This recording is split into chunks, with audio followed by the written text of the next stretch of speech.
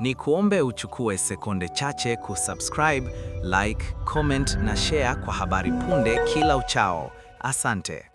Mwenyekiti wa chama cha mawakili Tanganyika TLS, Boniface Mwabukusi ameibua hoja nzito kufuatia tukio linalodaiwa kumhusisha mfanyabiashara wa madini anayejulikana kama Banjo, ambapo kumekuwa na madai ya kutekwa na kuuawa kwake.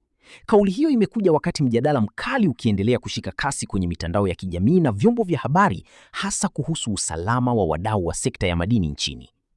Akizungumza kuhusu suala hilo, Mwabukusi alisisitiza umuhimu wa uchunguzi wa kina, wa haki na unaozingatia sheria ili kubaini ukweli halisi. Alionya kuwa kusambaa kwa taarifa zisizothibitishwa kunaweza kuzua hofu miongoni mwa wananchi na kudhoofisha imani kwa vyombo vya dola. Hivyo, alizitaka mamlaka husika, hususan jeshi la polisi, kuchukua hatua za haraka na za uwazi ili kuliondoa sintofahamu iliyopo. Aidha, alieleza kuwa matukio ya utekaji na mauaji yanahitaji kushughulikiwa kwa umakini mkubwa bila upendeleo, akisisitiza kuwa haki inapaswa kutendeka kwa pande zote, wahanga na watuhumiwa. Aliongeza kuwa ni wajibu wa serikali kuhakikisha usalama wa wananchi katika shughuli zao za kila siku, ikiwemo biashara ya madini ambayo ni muhimili muhimu wa uchumi wa taifa.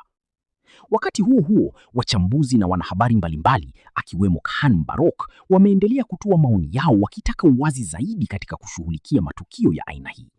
Maoni hayo yameibua mitazamo tofauti, ambapo baadhi ya wananchi wanasisitiza hatua za haraka zichukuliwe, huku wengine wakihimiza subira hadi uchunguzi ukamilike.